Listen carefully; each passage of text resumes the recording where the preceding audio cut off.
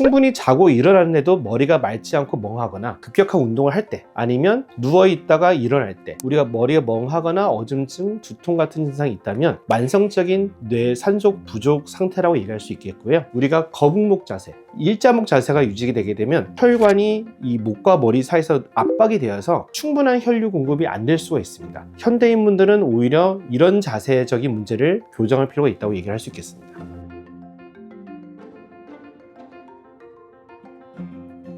안녕하세요. 오늘도 방문해 주셔서 감사합니다. 여러분들의 든든한 뇌 주치 손덕칭입니다. 저도 기사를 통해서 해당 사건을 접하게 되었는데요. 천운으로 인해서 살아나시던 저는 보이긴 합니다. 일반적으로 저희가 15분만 넘어가도 뇌는 비가역적으로 손상되게 됩니다. 심장의 활동이 멈춰서 뇌로 산소를 공급하지 못하기 시작한 순간부터 4분 정도 지나면 뇌에는 허혈성 변화가 생긴다고 얘기합니다. 누군가 손목을 꽉 붙잡고 있으면 몇 분 지나면 손이 하얘지고 파래진 것처럼 뇌혈관에 똑같은 상황이 벌어지게 되는 거죠. 근데 15분이 지나게 되면 의식이 소실되거나 의식이 회복되더라도 비가역적으로, 즉 식물인간과 같은 상태를 유발할 수도 있는 것이고요. 그리고 20분이 지나게 되면 생명에 큰 지장이 있을 거라고도 저희가 얘기하고 있습니다.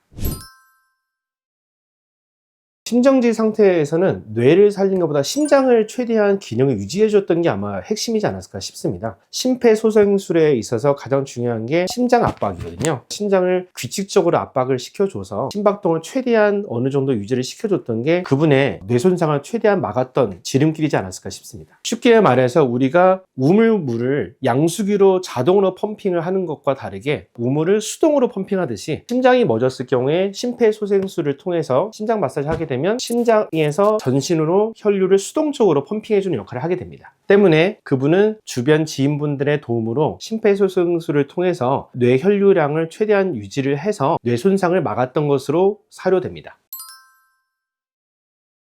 대표적인 경우는 우리가 목의 문제로 인해서 저산소증이 유발될 수 있습니다. 우리가 이 모형을 보시더라도 바른 자세에서는 목과 머리 사이에는 충분한 공간이 있어서 여기를 통해서 혈관이 올라가게 되는데요. 우리가 거북목 자세, 일자목 자세가 유지가 되게 되면 이 자세에서는 혈관이 이 목과 머리 사이에서 압박이 되어서 충분한 혈류 공급이 안 될 수가 있습니다. 이런 경우는 환자분들은 나는 큰 문제가 없다고 얘기할 수도 있지만 머리가 멍하거나 조금만 집중해도 머리가 무겁고 아프거나 그리고 기억력, 집중력 저하가 생긴 경우가 동반될 수 있기 때문에 현대인분들은 오히려 이런 자세적인 문제를 교정할 필요가 있다고 얘기를 할 수 있겠습니다.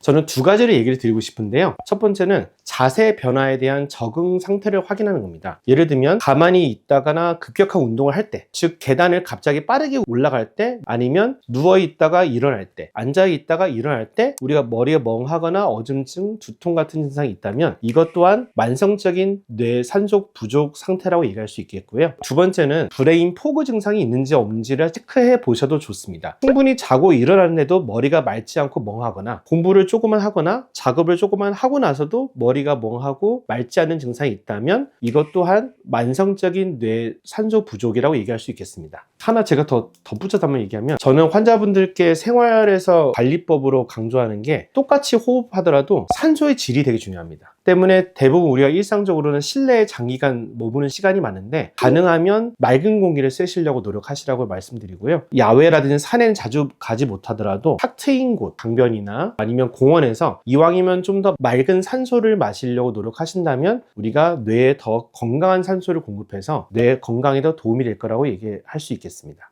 오늘 제가 너무 좋아하는 개그맨이었는데 김수영 씨의 사례를 통해서 뇌 산소 부족에 대한 설명을 제가 해드리게 됐는데요. 이번 사건을 계기로 김수영 씨께서 건강을 되찾고 앞으로 더 좋은 활동을 많이 하시길 기원을 드리고 싶습니다. 그리고 시청하신 분들께서도 건강관리에 도움이 되셨으면 좋겠습니다. 이상 여러분들의 든든한 뇌 주치 손덕칭이었습니다.